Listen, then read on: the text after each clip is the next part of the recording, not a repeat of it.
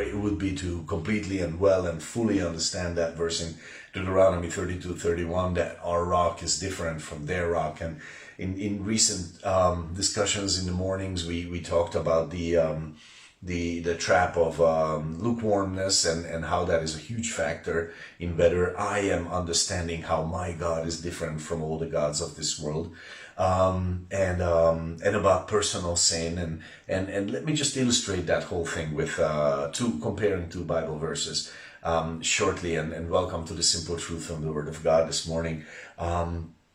So Psalm 51:3 says that David says that my sin is ever before me, and so he has failed as a believer, and he's saying that this is before he has set it right with God, and he's saying wherever I turn, my sin is sort of following my gaze. It's always looking back at me. It's always in front of me, and so that's one way of doing it. And then the other one is in Psalm 16 verse 8.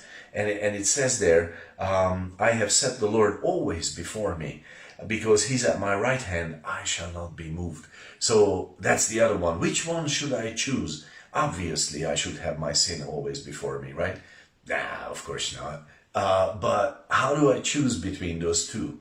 And see, this is interesting, because like YouTube is filled with like all these positive messages to people saying, like, look ahead and don't look back, look on the good things and not on the bad ones, always look up and never down. And so we're not talking about a human choice of focus, okay? Like which way do I look at my sin, or do I look at Jesus? And it's my choice where I focus. That's not our message. That's not the message of Christianity. It is something else. It is not a choice that we kind of like, that we want, but it is the right one. And so it's not like, okay, my sin is here, but I'm going to focus on Jesus. And then even though my sin is still here, things are going to get better because I'm focusing on Jesus. Okay, that would be the popular message, right? Or well, I chose my sin, but Jesus is still here, but I'm looking. So it's not about focus. It's not like that. It's about a choice in humility, a choice of humility. And that's a different story. This is where we say, I'm going to take my sin, this whole pile of stuff in a bag, dirt, it's just nasty stuff, and I'm going to come before the Lord with it, and I'm going to come there. And despite my shame, I will come. Despite my self-loathing, I will come. Despite my disappointment with myself, that I failed again in this area, I will come.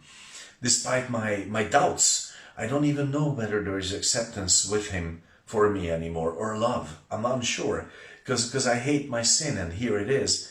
And I take my sin and come with that sin before him, and I say, Lord, here it is, and I hate it, and I wish I didn't, I want to be free of it, forgive me. And this is a choice of humility. It's not a choice of focus where I'm going to look and the power is in my hand and I'm going to decide and I'm going to live like, no. It's a choice where I have to go deep, where I have to say, Lord, I'm at zero, okay? I'm at the point zero. And then from there, God lifts us. And that's a different story than what we would choose preferably. So that kind of means also, for all of us lazy ones, or those who love to fall into patterns and stick with them, there is no middle road here. It's either my sin is filling my gaze, and if sin is filling my vision, it's going to obviously fill my thoughts also. And or it will be the Lord filling my vision, and if He is, then He will obviously direct my words and thoughts, and I will reveal Him in this world in a very different way, in a supernatural way. But this means that this choice of humility is the place where I need to come, to be in that place where I can be with Him, where I can walk with Him. And that's the choice that we're talking about.